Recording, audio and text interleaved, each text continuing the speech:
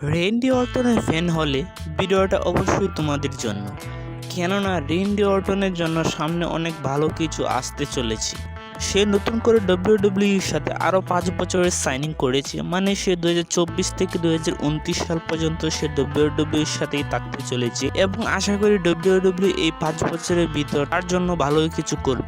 এই 5 বছর যদি সে রেসলিং করে যেতে পারে তবে হয়তো জন সিনার রেকর্ডটিও সে ভাঙতে পারে, আমি আশা করব।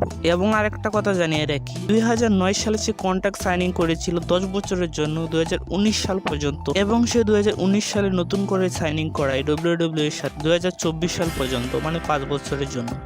এখন সে আবার নতুন করে সাইনিং করেছে 2024 থেকে 2029 সাল পর্যন্ত, মানে আমরা আরও 5টি বছর ডাব্লিউডাব্লিউ এর সাথে থাকতে দেখতে চলেছি রেন্ডি অর্টনকে। ডাব্লিউডাব্লিউই এর উপর রেন্ডি অর্টনের সম্পূর্ণ বিশ্বাস আছে, সে হয়তো ডাব্লিউডাব্লিউ ছেড়ে অন্য কোনো কোম্পানিতে যাবে না, সেজন্যই সে ডাব্লিউডাব্লিউ এর সাথে সবসময় থাকতে চলেছে। এবং আমরা সকলে জানি, অথবা যারা জানি না তাদেরকে জানিয়ে দিতে চাই, রেন্ডি অর্টন কিন্তু 2004 সালে সর্বপ্রথম চ্যাম্পিয়ন হয়েছিল, ইয়াংগেস্ট চ্যাম্পিয়ন, মাত্র 24 বছর বয়সে সে চ্যাম্পিয়ন হয়েছিল। এবং আমরা সকলে জানি ব্যাশ ইন বার্লিনে তারও একটি ম্যাচ আছে গুন্থারের বিরুদ্ধে, যদি সে ম্যাচটিতে জিততে পারে তাহলে সে হয়ে যেতে পারে 15 টাইম ওয়ার্ল্ড চ্যাম্পিয়ন। সে বর্তমানে 14 টাইম ওয়ার্ল্ড চ্যাম্পিয়ন আছে, আর জন সিনা হলো 16 টাইম ওয়ার্ল্ড চ্যাম্পিয়ন।